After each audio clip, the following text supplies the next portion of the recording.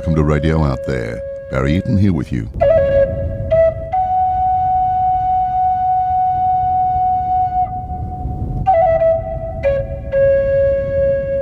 Our opening track this week is called Calling the Spirits. Very, very appropriate because we are about to meet Debbie Malone, who is a psychic investigator.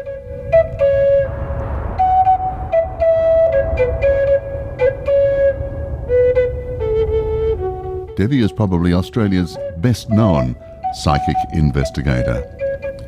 And I'm sure you're going to find the life she leads, the work she does, absolutely fascinating.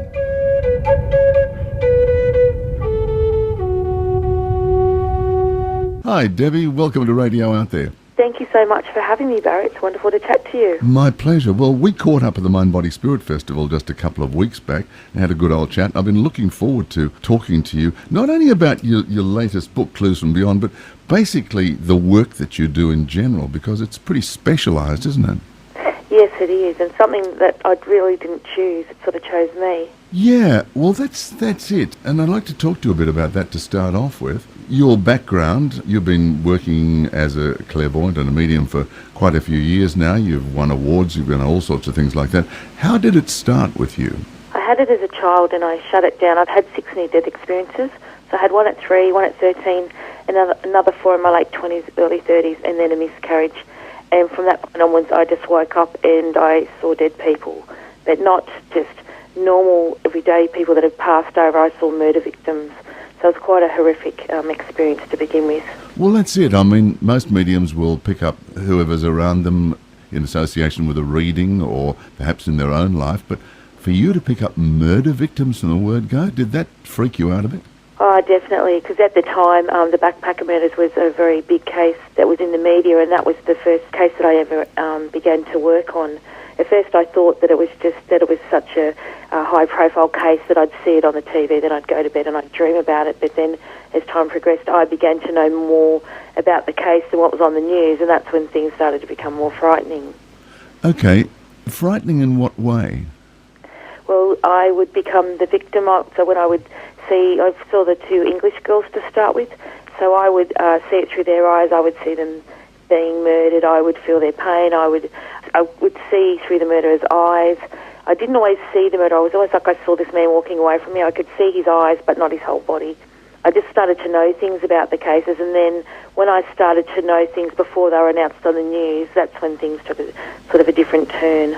Yeah, that must have been a bit eerie at that time when it first all started like that.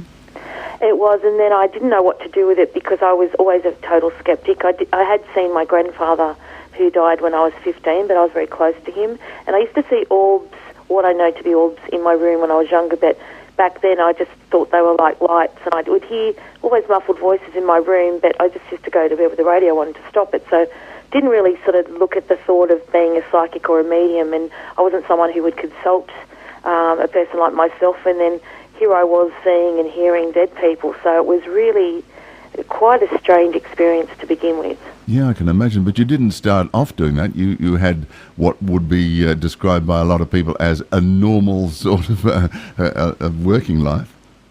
Yeah, definitely. I started, I did an apprenticeship as a typesetter compositor and also studied graphic design, so I did my apprenticeship at Australian Consolidated Press. So it wasn't anything that even close to what I do now, and that's why it was hard to sort of know how to work with these gift or curses I felt at the time. I contacted police after many months of sort of getting information, but then when I did make contact with them, they sort of wanted to check me out. First they thought I was a crackpot, then when I knew things before they were announced on the news, then they started to question whether I was a suspect. Yeah. So it was a really quite a life-changing experience. Well, that's it, isn't it? I guess, if you're starting to tell them things that they don't know about, that's putting you in a pretty vulnerable sort of a position.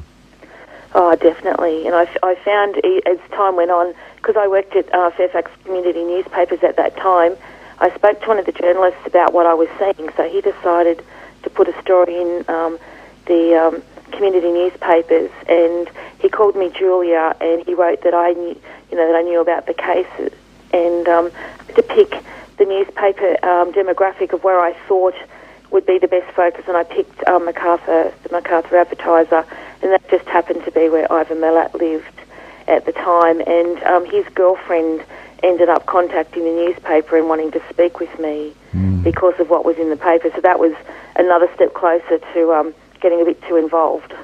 Yeah, I can imagine. Now, we've got a lot of listeners all around the world to this program, and they may or may not know anything about Ivan Milat and the Belanglo Forest murders and everything like that. So that would probably be one of the most, or infamous rather than famous, certainly infamous murder investigations in our country's history, I guess. Yes, it would be, and I think the fact that there was overseas victims was probably what sort of brought it more a highlight to it for people, especially from England, because there was a number of English victims. Yeah. It's interesting. I was talking to somebody the other day, and they were saying that at one stage they were actually driving through there, despite the warning of a truck driver that this person had been getting a lift from. Don't go in there on your own. And at that particular time, it must have had a pretty eerie sort of a feeling about it. But listen, just before we get into some details on all of this, I'd like to go back to your near-death experiences. You said you had 6. I mean, that's an incredible number. I mean, PMH Atwater, whom I've had as a guest on the program several times, she's had 3 major ones, but 6. Wow. Yeah, it was weird. I've had a lot of health issues through my life, and recently I've been experiencing something, and I had to get my results, my reports sent from the hospital to my doctor, and it was written across the file, NDEs, and it was like, and then the doctor said, "Oh, you did have them." It's like, yeah, I've been telling you. It's kind of funny that the doctors know you've had them, but I think when it's on a report, it's sort of something they sort of brush aside. It's only when, especially with the way my life's changed, I think people understand what it is. But the very first one for me was 3, and then 13 when I had my appendix out, and then now when I have anaesthetics, I have to warn the doctors because I go quite easily now, so I've just got to make sure they bring me back. Yeah, right. So basically, is the correlation between these NDEs the fact that you do easily slip out of the body? I think so now, and even I go under hypnosis sometimes for some of the cases that I'm on, and I have to warn the hypnotherapist because they've said to me that I'm a good subject to put under, but I can sort of transgress quite easily. Yeah. I think, I don't know, it's just an altered consciousness really, and the feeling of when you do go, it's absolutely incredible. I think one of the most vivid near-death experience I had was when I was about 33, I think, and the journey I went on, it was just so beautiful, even though, you're going through the transition and possibly death, but the journey there was just mind-blowing, and it almost leaves you speechless. When you say the journey there, where do you think you went? For me, it was, there was a lot of shaking. At first it was like I was being catapulted quite quickly, and then I felt like I was going up. Then it was like I was an astronaut, as though I was part of the universe, but I didn't have a craft and I didn't have a spacesuit on, but I could see the stars really closely, and then it was like I was pulled into like a black hole, like a black tube, and sucked through very quickly. There was a lot of shake. It was a bit like being on a roller coaster, being thrown all over the place, and then I came to this very calm space, and after I came out of the tube, then I was back in amongst all the universe again, then sucked back into this big long tube, and then I felt like I was going down, and then I sort of landed up, but there was light coming out. It was like the light at the end of the tunnel, but when I got there, I landed in like a meadow, and there was a whole lot of people in front of me. It was like we were in a line. It sounds really quite corny now when I think about it, but the grass was just gently blowing in the breeze, and there would have been about 10 people in front of me, and there was a little privet hedge and a gate, and each of the people, they'd get there, and there was people to meet them on the other side, and they went to step through, and when it was my turn to go, I got quite annoyed because they said, "No, you can't come through here, it's not your time." I remember at the time there was a lot of people that I recognised, but now that I've come back, I can't really remember who they are, but the love and the peacefulness I felt was just overwhelming, and I just felt like, if this is heaven, I want to be here. And then they made me turn around, and they said, no, you have to go back. And then they made me look as though I was in the sky, and had to look down, and I saw my husband with my 3 children, and they were pointing up and saying, where's Mummy, where's Mummy? And he said, oh, Mummy's not coming back now, she's in heaven. And that's when I felt myself falling, and I woke back up in the bed in the hospital with everything attached to me, and the nurse was shaking me and trying to revive me. So it was, I kind of felt that once I was back in the room, back with all the pain, I really liked being where I was before. Yeah, I'll bet you did. So did you recognise anybody on the other side? Yeah, there was just, I can't remember who they are now, but it was almost like this just familiarity and the love that I felt. And it was like knowledge. That was another thing. I felt there was a lot of knowledge. And when I came back, a lot of things in my life made more sense. I used to get a lot of symbology when I was younger, and when I'd go to sleep, I'd get things flashing like little movie clips that would sort of appear in my mind, and I never really realised what they are. But now I do this, as a full-time kind of job, and just in my welcoming it into my life. That's how I see the little grabs, the little bits of information from the other side. So I feel I've had it since I was a kid, but just didn't really know what to do with it. Yeah, fair enough. Did you get a message specifically saying, go back because you've got more work to do, we want you to work in an area of working with police, or anything as detailed as that? No, it was more a feeling of just I needed, the fact of, I did have something else to do. I didn't quite know what that was at that time, but the fact that my children needed me and that my time wasn't over just yet. Yeah. Everybody has a different experience, but the one common thing is that when people get back from an NDE, their life is never the same again. Now, you've had 6 of them. Did every single NDE change your life drastically? Yeah, I think when I was 3, I had bronchial pneumonia, and I think it was more when I got older I realised what that was, because I remember being in a room, and I was in the children's hospital, and I was there there was other children. It was an open ward, and I remember coughing and coughing and coughing, and my parents weren't there, and I remember not being able to breathe, and this beautiful lady came in and just made me feel at peace, and it was like she sort of, patted me on the head and told me I'd be all right, and I feel that was the connection with meeting one of my guardian angels. When I was 13, I had my appendix out, and my heart stopped after the operation, and at that stage I had left the body but didn't go to the next stage. So I was actually like I was floating in the room, and I remember being in the corner of the room and watching the doctors running around frantically trying to revive me, and they were putting oxygen on me, and I felt like I was like a cork on the top of the water, and I was trying to float back down into my body, but I couldn't because I was kept floating out. And I watched what they were doing, and then in the morning I woke up back in my body, and then the doctor said, oh, we don't know what happened to you last night, but your heart stopped, something went wrong, that it's okay, you're back now. And then the most vivid near-death experience, which was the one I spoke about, being like part of the universe, the night before I had the operation, I was given a message I was going to die. So I got a will made the night before, and I actually had warned the doctor that I was going to the light, and they just thought I was being a bit hormonal or something, and they said, no, you'll be fine. And I didn't know I was allergic to morphine, and they'd put me on a morphine drip, and I'd overdosed from that, because with the pain they kept saying push the button, and when I did, that's when I had the reaction. Yeah, so that warning that you were going to pass, I mean, was that purely to put you on alert, I wonder? I mean, it's a strange thing to be told that, isn't it? Yeah, it is, and I think when I said to the doctors about it, they didn't think much. I think they just thought I was just, I was a bit nervous, but afterwards, the anaesthetist, that's one of those words I get stuck with. The anaesthetist, I told him that I was going to the light, and I remember him flicking my left hand as he's putting the drip in, and his face just drained.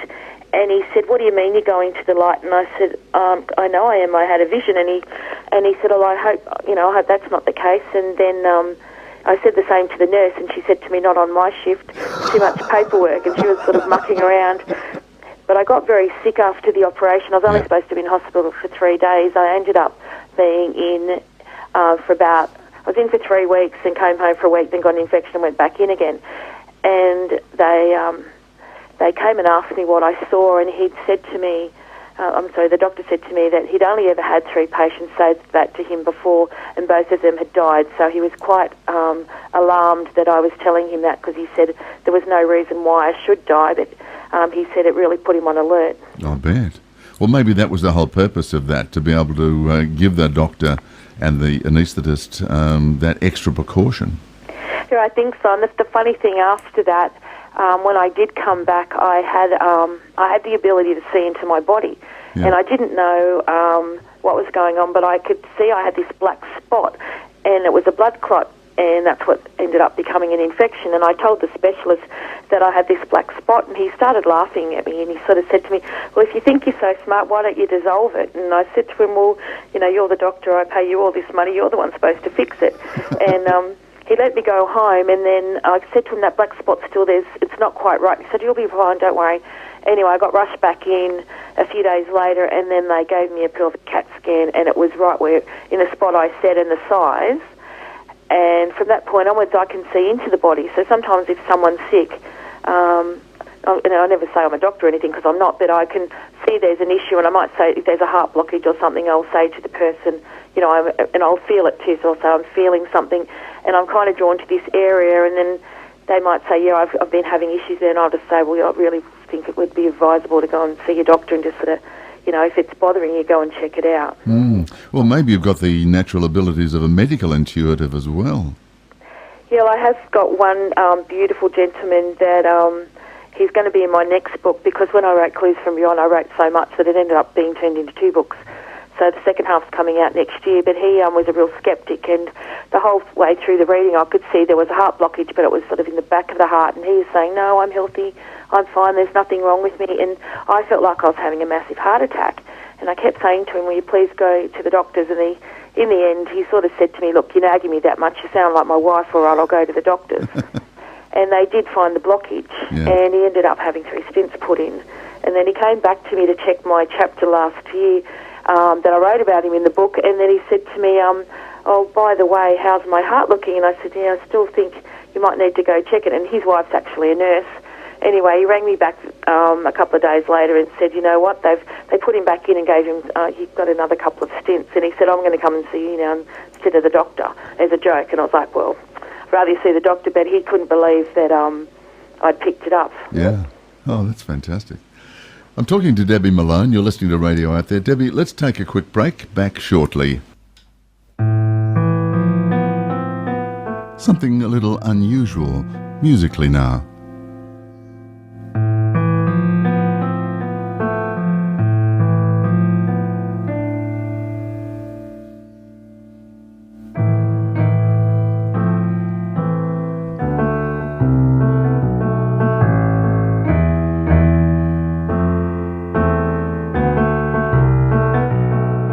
Unshackled past memory, let me be,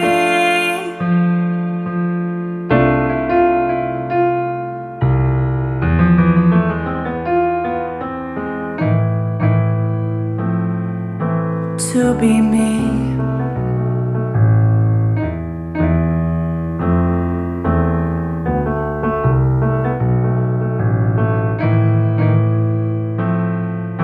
Love myself, love thyself, love yourself, catch my breath.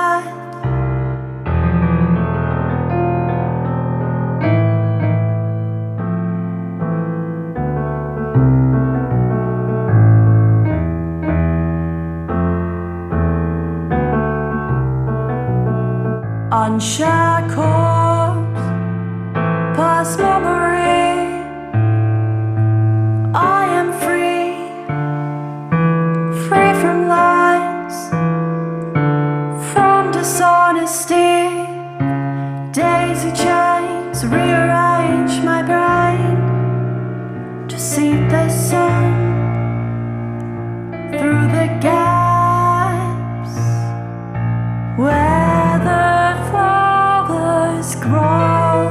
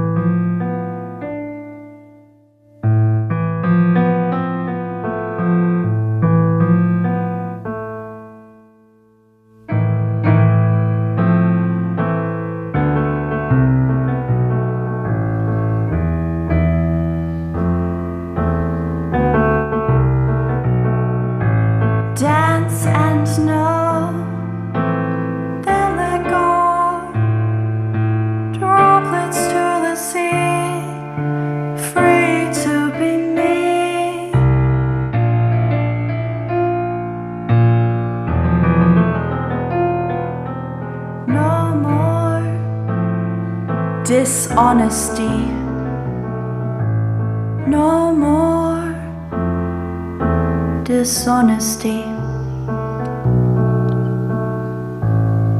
Ah, if only that could happen. No more dishonesty.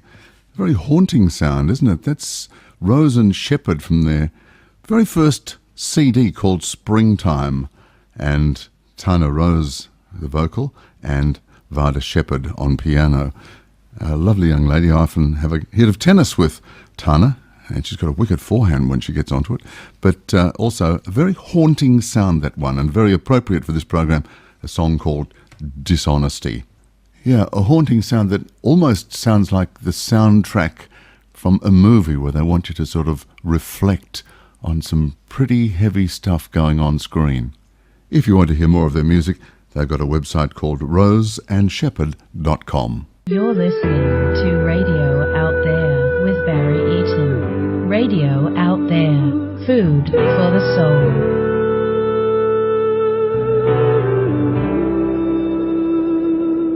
Well, Debbie, after all those NDEs and the incredible experiences you had leading in, all of a sudden, here you are helping the police in some pretty grisly murders. Did that that must have changed your life tremendously, because I had one experience of that and I said never ever again. And for you to be able to do it not once, not twice, but so many times, boy, you're pretty brave. Yeah, sometimes I question why I do it. It has been a challenging time. I've had people break into my office, I've had death threats, I've had a lot of things. Unpleasant things happen, but it still doesn't deter me. I think the whole reason this has happened to me with the being able to see things is so I can help others, and it's more important about trying to make a difference and help provide closure. Yeah, exactly. Now, in your book Clues from Beyond, you've written about several famous, or infamous, I'll use the word again, notorious happenings, murders, dreadful people in Australia. It doesn't matter, because anybody wanting to purchase this book anywhere in the world could certainly relate to those cases as you describe them. But you've, at some stage, had to sort of break through the ice with the police. At first it must have been difficult, but then you were working with a dog unit, and that must have been quite interesting. I think that's been one of the highlights of being able to work with those amazing officers. I'd always hoped that I would be able to do that, and it's funny, be careful what you wish for, you just might get it. Yeah. And that was a good thing, but then the disappointing thing for me is not working with the officers, it's the fact that I've never found anybody, and I felt that if I had have had that extra connection with the police and the dog, that maybe when we did go out on occasion we would be able to find the remains, and maybe that's not my path. We've certainly eliminated a lot of areas where we felt someone could be, and we've come up with new information, but I haven't found someone, and that's something that I cop a lot of criticism with at times, because people say, if you're so psychic, why don't you know where they are? Why aren't they at 5 Smith Street or wherever, or X marks the spot? And it's just not quite like that. So if it's not like that, how is it? I think it's more, it's like pieces of a puzzle, and so sometimes you get symbology. I might see symbols coming through. I'll get maps. I work with a lot of maps, and a lot of the time the information when I work with the maps is accurate. So the victim, I'll hear them, see them. I might smell something at the location, whether it's near the ocean or it's in the bush, or if I'm smelling a fire, like in Kaisha's case, I smelled something burning and she'd been set alight after her death. Could smell dirt, and also you'll get, like, I see power lines. It's a really weird thing. I find in a lot of the cases that I've worked on, when people have been dumped, they're dumped, and there's power lines not far from the area. Which, when I've spoken to one of the wonderful officers I work with from the dog squad, he said that a lot of the time killers will use that as a reference point, because then they can pinpoint, if they want to return to the scene, that the power lines are a marker for them. Oh, that's interesting, isn't it? Yes. Yeah. Is this Colin McLaren you're talking about? No, this is Roger Mayer. Okay. He's a now retired dog squad officer who was the big sceptic when I first began to work with him.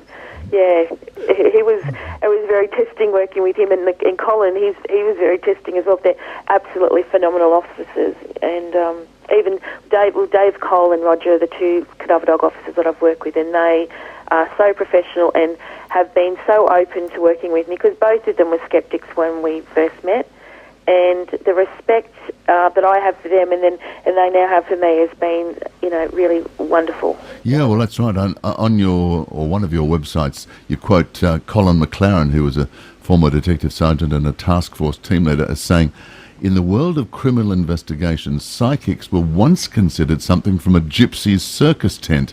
Today, any detective at the top of the game will have one highly credentialed psychic in their kit bag, alongside forensics, fingerprints and DNA. And Debbie Malone is, by a long shot, the best in Australia." That's a pretty good endorsement.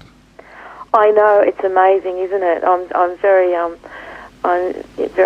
excited that he thinks of me that way. We are still working presently on 2 ongoing cases, and and working with him has been a challenge. Like the first, I worked on the Carmen Chan case with him, and I had to fly down to Victoria, and I met him on, it used to be the David and Kim show on Channel 10, and then he sort of said to me, "Well, I suppose you don't know who I am, do you?" And he said, I'm the head of the task force from the Carmen Chan case, and he didn't know what I did, and I said, "Oh yeah, I know about that case," and I gave him my book, and then he read the small amount that I had in Never Alone, which is my first book, and he rang me the next day, said we have to work together, and we spent 3 days together, grid mapping all of the areas in Melbourne, and he would just drop me at a location, say, "Right, get out of the car, don't come back for 20 minutes and come and tell me what you got," and he was quite surprised by the information that I came up with. So what sort of information can you come up with by just being dropped into a place and told, "Off you go, come back here and tell me what you get"? Well, he took me, unknowingly to me, he took me to locations that were connected with the case or areas of interest. And I went to one area where there was a house, and I came back and I said, "Well, the house isn't here anymore. It's been taken down. This is new property. But this is the house." Because we're going up like streets, like, there could be 50, 60 houses in the street, like on either side.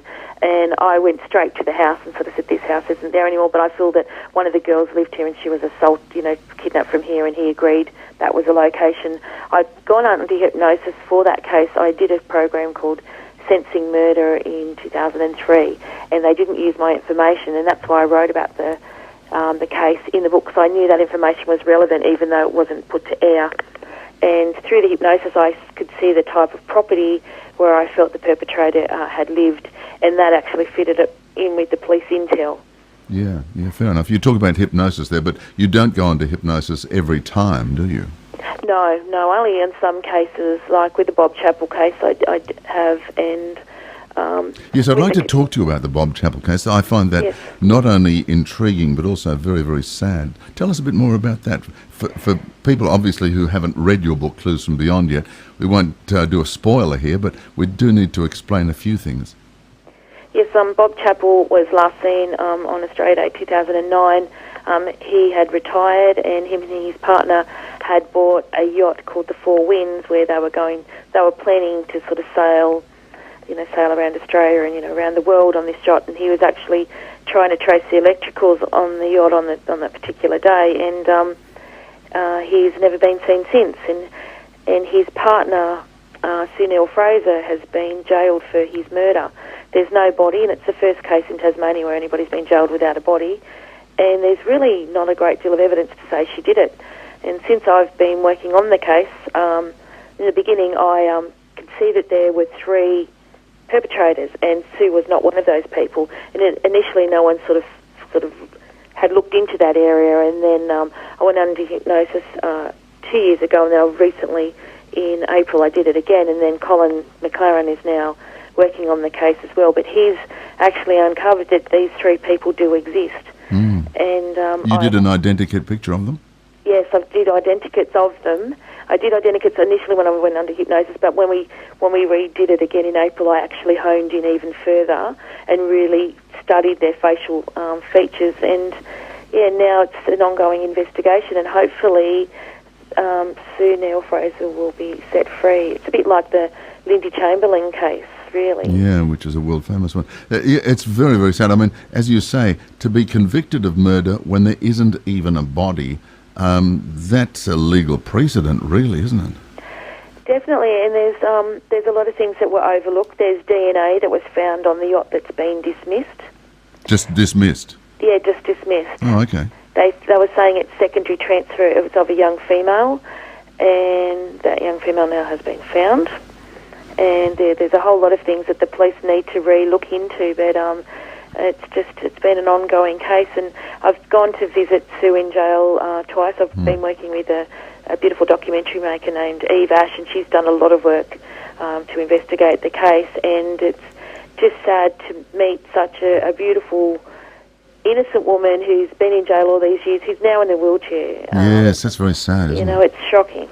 It really is sad. Now, Bob Chappell, who was a retired physician from memory, he came through to you pretty strongly, didn't he?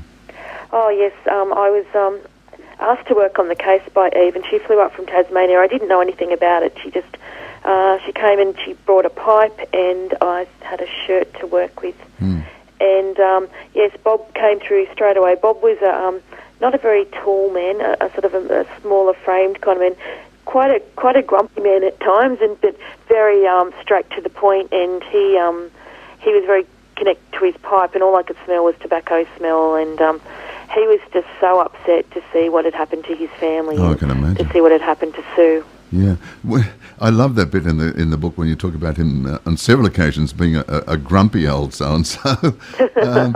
Was he still grumpy when he came through in spirit, or was he just really, had he changed a lot? I think it was, well, when they come through, and especially with him, it's the personality. So I think if I said that he, because Sue's daughter, who's his stepdaughter, Sarah, she had come up as well. When I was bringing him through, he was coming through grumpy and sort of a bit short, but if I said that he was a happy, jolly person, they wouldn't have recognised him. They wouldn't have recognised him, no, exactly, yeah, exactly. Definitely. So what sort of information was Bob Chappell able to bring through that made you so convinced that Sue, his wife, now in jail for his supposedly for his murder, what information was it that really convinced you that she is not only not the perpetrator, but he was so determined to prove otherwise? I think the way that he was killed and showing me that he was on the yacht by himself. I did have the opportunity to go onto the yacht when it was still in the harbour in Hobart. So we took a water taxi down there. I mean, I tuned in first and I got a massive hit to the head, and then I could see someone hit him with a wrench, but also I could hear voices. There wasn't just one person. I feel he was under in the saloon area when the people entered the yacht, whereas they were saying Sue had done it and then gone home, and I don't see she did that at all.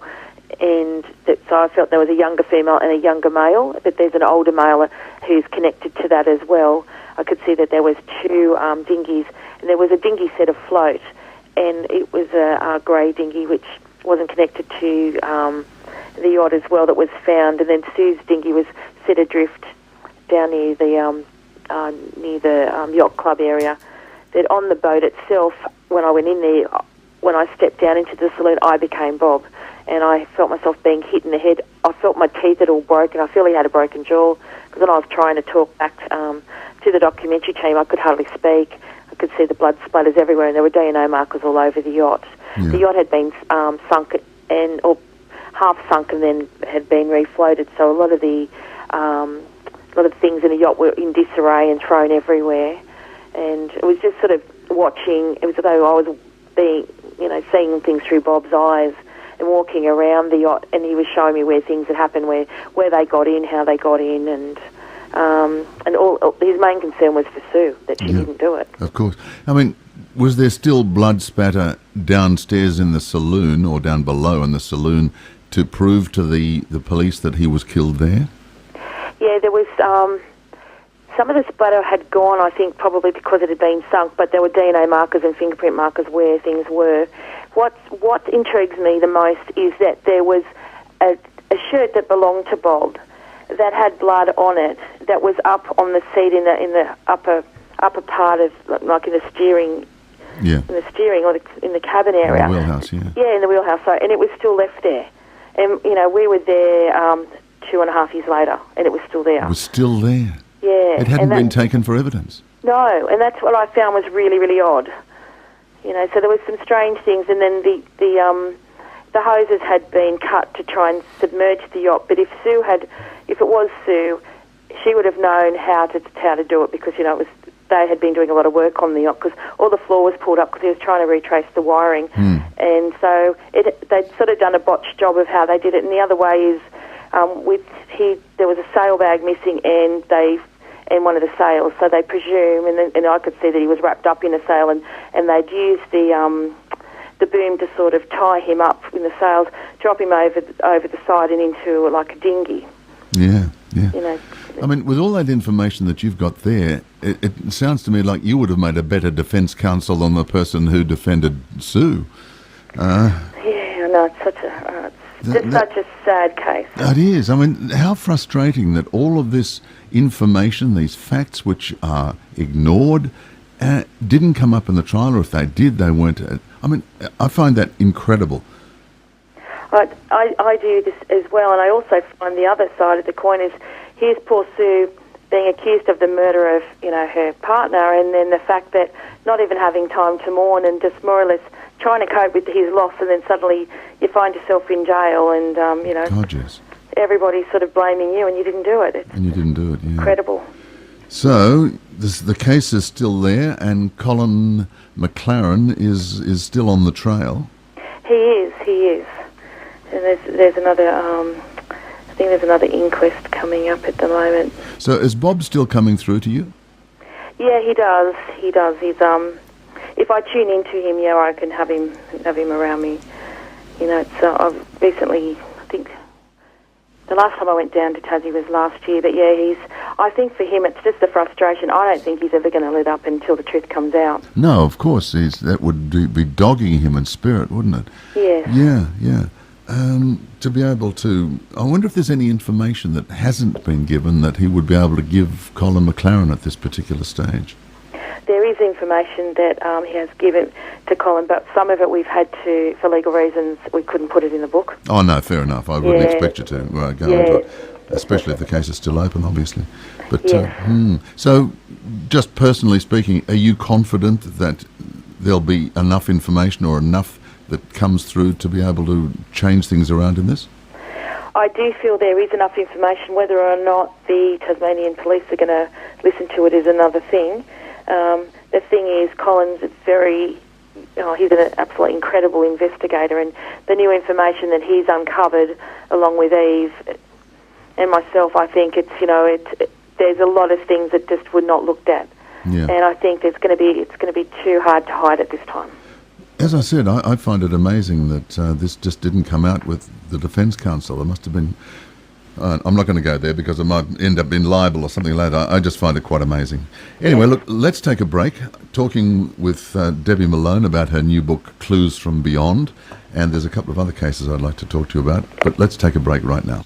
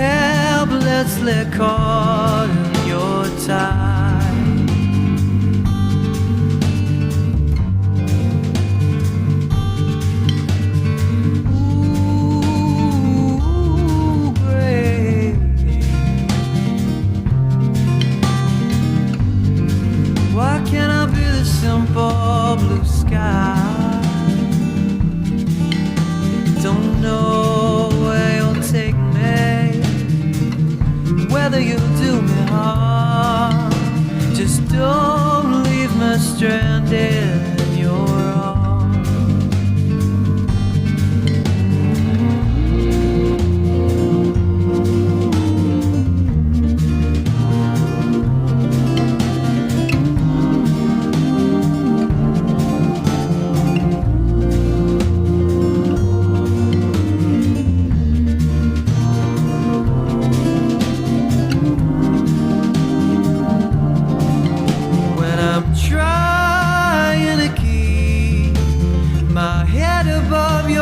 charms, trying to stay calm, but I don't know if I'll make it, or if I ever will.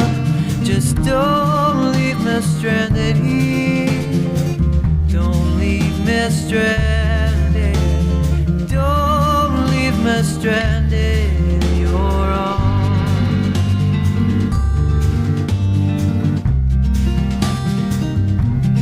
Gray ocean, gray.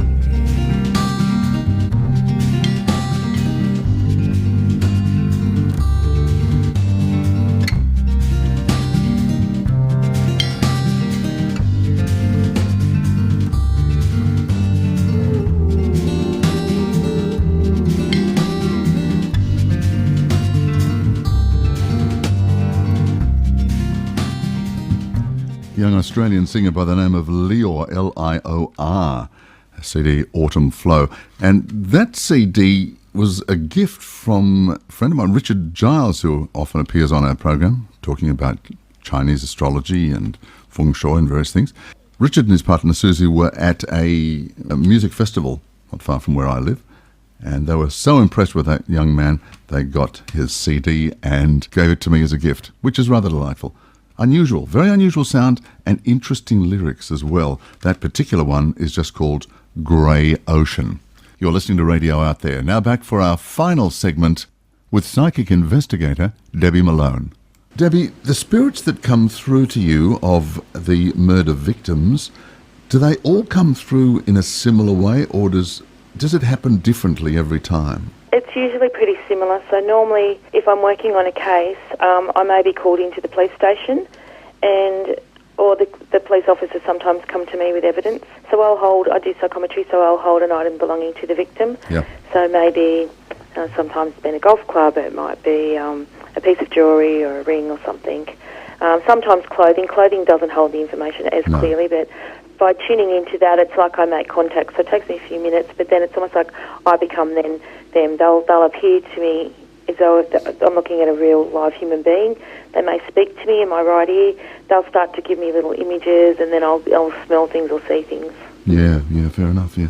I guess things resonate with different people. I know in psychometry I really love watches for some reason. I can tune into somebody. Is there something that you find particularly powerful? I think, watches are very important, and jewellery. Earrings don't work at all, but necklaces, rings, they're, metal objects are what I need to hold. Yeah, it's in the energy of the person, isn't it? So it is. It's harder, though, when you're working with an antique or something that's been passed through the family, because sometimes you're getting what I call layering. So, say Grandma gave it to the victim, or Grandma then gone to Mum, then to the victim, you might get the history of those people as well as the owner, the latest owner. Yeah, I'm sure you're able to hone in on the right one, because I remember years ago when I started working with a clairvoyant in my very, very early days doing this work, and she took a ring that I was given and held it up to her third eye and tuned into the person that gave it to me, and I'd been wearing it at that stage for probably about 12, 14 years. But she tuned in, described him, and when I told her who it was a very well-known person who gave it to me, she described him to a T.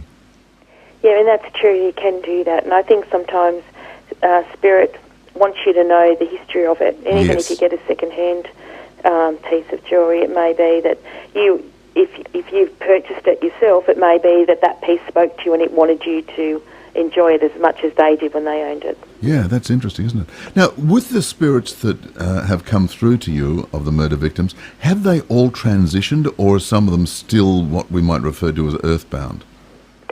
Yeah, well, I think in Bob's case, it's sort of his semi, I can see people if they're earthbound or whether they're not, but like the Chris Noble case, he's even though he died tragically, he was in the Roselle bombings, he has transitioned to the light, and I feel for him it's more a matter of getting his message from the other side. But and even Kayesha Abrahams, I feel she's gone to the other side even though she's had a tragic death. So in some cases I think it's more the ones that haven't had the closure. Yeah. They've got unfinished business and they're not going to go until they get what they hopefully deserve and, to be found. Could they have transitioned but still be dragged back here all the time because of this unresolved issue? I feel that it's almost like I'd have to relate it a bit to, like, there's a movie in a book called The Lovely Bones, and in that book she talks about her heaven, and then there's the heaven where you go when where you're at peace kind of thing. Yeah. I kind of feel that it's almost like they're not suffering anymore, but it's more a matter of they feel they can't completely let go and go completely to the light until there's closure. Until there's closure. Yeah, mind you, I feel that people, talking about the light, when people go to the light, like I know people used to watch Ghost Whisperer, and she'd say in that once they died and they'd gone to the light, they could never be seen again. I don't find it that way. I can see people, once they're in the light, they can still choose to be around their loved ones. Of course they can, yes. I couldn't agree with that either. So, now let's go back to Keisha Abraham. That was the most tragic case as well. This little child who was absolutely treated like, God, I can't even find the words to the way her parents treated her. As a mother, that must have really, really upset you. Oh, it was heart-wrenching, and the hardest thing to initially, because I didn't involve myself in the case to start with, because everyone kept ringing me, will you look at Keisha? And it was only until the family contacted me and then I had contact with the police that it was it's just heart-wrenching, and you're talking to family members and, not wanting to describe exactly what you're seeing, because whether or not I don't think they knew about it. I don't think they knew there was something not right, but I think just giving them the images of what happened to that child, they didn't need to know that. It was more something for the police. But as a mother, to think that, and to start off, whether another human being could do it to another human being, let alone a child, and then being of your own, it's just so shocking. But the beautiful playfulness and love that little girl still had, even though she'd suffered so much, is something that I'll never forget. And the fact of, like, after I tuned into her, I went to bed that night and she came home with me, got into bed with me and was giving me hugs and kisses and showing me butterflies and fairies and purple and, so all of those beautiful childlike attributes she had in life, they were still there, and she was still so sweet and innocent, even though she'd suffered. Yeah, and you still have a reaction to butterflies too. I do. If you came to my office, it's full of them. Butterflies, fairies and angels. They're everywhere. Oh, that's interesting. So when Keisha came through, she'd been so badly beaten up and dreadful things done to her by her parents. I can hardly mention that word in the same sentence. But did she come through showing you all of those dreadful scars, or was she sort of whole in spirit? She was whole in spirit, but she did show me. I could feel it in my body, like I could see she'd been burnt with cigarettes. Yeah. And I could see, she kept showing me she didn't like taking her hat off, because the thing I tuned into for her was a Dora the Explorer bucket hat. And she showed me she'd wear the hat because when she took the hat off, people would see that they'd pulled her hair out, so she had a lot of bald patches in her hair. And her teeth, she didn't like to smile because her teeth were all broken. And even her shoulder, I got a really sore shoulder, showing me she'd had a broken arm and the head injuries. But considering what she went through, she was still such a loving little being. All I feel that child wanted was just to be loved. Yeah. So have you had any exposure or any contact with Keisha since all of this? No, I think just when I was writing it, I feel that she's in the office. I have a fairy tree in here, and that's something that she really loved to be around.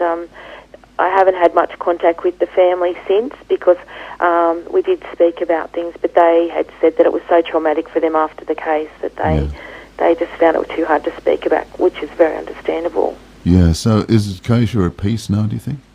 Oh, yes, I feel she is at peace, and I feel for her, she's reunited with her father, which is another lovely thing, even though, unfortunately, he's died prematurely as well, but at least they've reunited. That's true. We should mention that the fact it was her stepfather who was it wasn't her birth father, who was the dreadful person in her life along with her mother. Also, too, she has a brother in spirit who died before her. So, there's quite a few of them up there, but they're all together. Yeah. Do you feel as if you are able to help bring justice to these cases?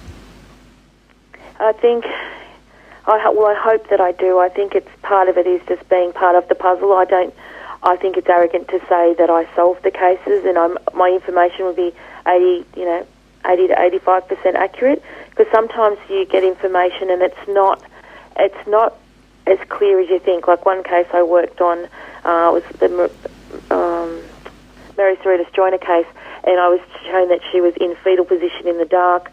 I heard the word breakdown, I heard the word national park, and I heard Wollongong. And at the time, her husband, who actually was found to have been her murderer, he was dropping her friend off at my house while I would do the reading, and then he'd take her home and take her back to her place, and he'd want to know what I'd say. And then when her body was found, she was actually in fetal position in the dark, but she was in the boot of the car because he put her in the boot of the car. He was trying to dump her body down in Wollongong, and he drove through the national park, and on the way down, the car broke down. But he had inferred to us that he thought she may have driven down the coast and be in a hotel room in fetal position in the dark in Wollongong, trying to sort herself out. So when you get the information, it may not be as clear as what you think. It's a matter of your interpretation of the words. Yeah, and that's it, isn't it? And so many mediums say the same thing. It's sometimes the images, the messages can be very confused, and all you can do is pass the message on. Yes, and sometimes, I get messages. Now I've learnt that whatever I get, I just say, I write it down or give it straight to the police. Yep. Because then some things I don't know that they know, like with Kay Doherty, she was a twin, and I saw a push bike ride past me when I was tuning into the case, and then I said to them, I don't know what this means, it's a bit odd, and then they said, no, it's important because her brother was supposed to pick her up on his push bike after she was supposedly at the movies. So that's more verification for you that everything's happening. Oh, look, I don't want to finish up our chat on a very grim note or anything like that, but what I would like to be able to do is have a quick chat to you about your angel cards that you put out. And I got a set of them when we were at the Mind Body Spirit Festival a couple of weeks ago and found them absolutely delightful. So what I thought I would do is, and I want your comment on this one, I would pull an angel card to say, who do we need to connect with and what do we need to know before I have a chat to Debbie? And you might think, oh, you probably got the angel of clairvoyance or something like that. When I first got this, I thought, ooh, I wonder what that is. I'll be interested to hear what Debbie says. Now, I've got my own ideas, but the angel of release came through. Yeah, well, that's a matter of, with release, it's being able to let go of things so that you don't bottle them up. And, it's a matter of, it's almost like you've worked with that, but then it's time to let it go. Exactly. And maybe that's exactly what you're helping people to do. So maybe the angel of release is helping you so that people can release the past, the people that are left behind, and also, once it's resolved, people on the other side, they can release as well and move on with their life and their soul development. Definitely, yes. I think it's really important that card's the one that came out. It's, very significant.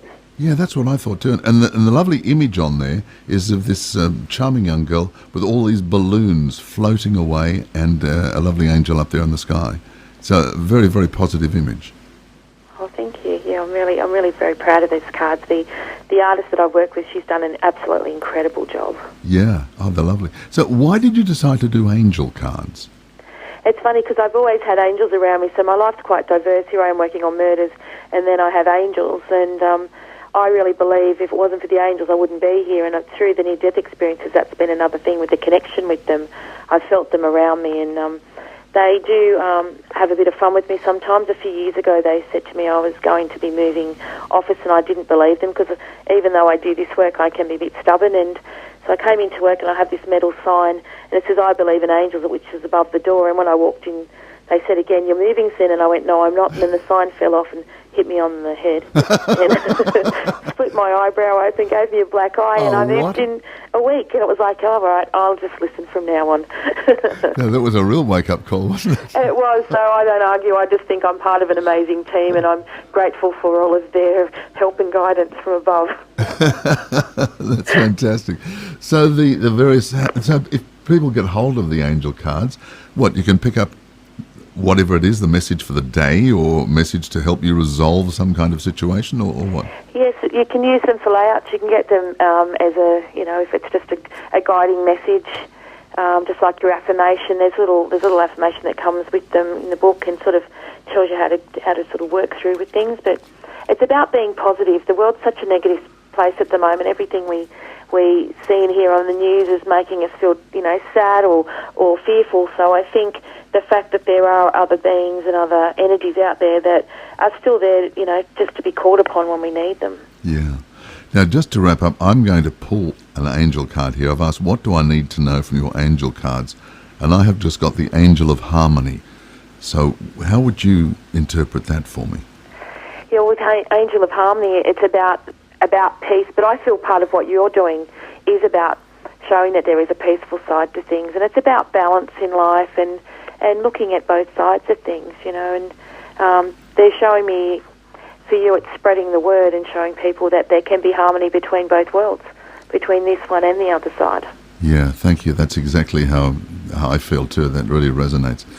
Debbie, look, it's been a delight speaking with you, and I know that some of the material we talked about is really hard, but in the book it really does show how the two worlds are connected. Clues from Beyond. It's a great book, and there's part 2 coming out next year.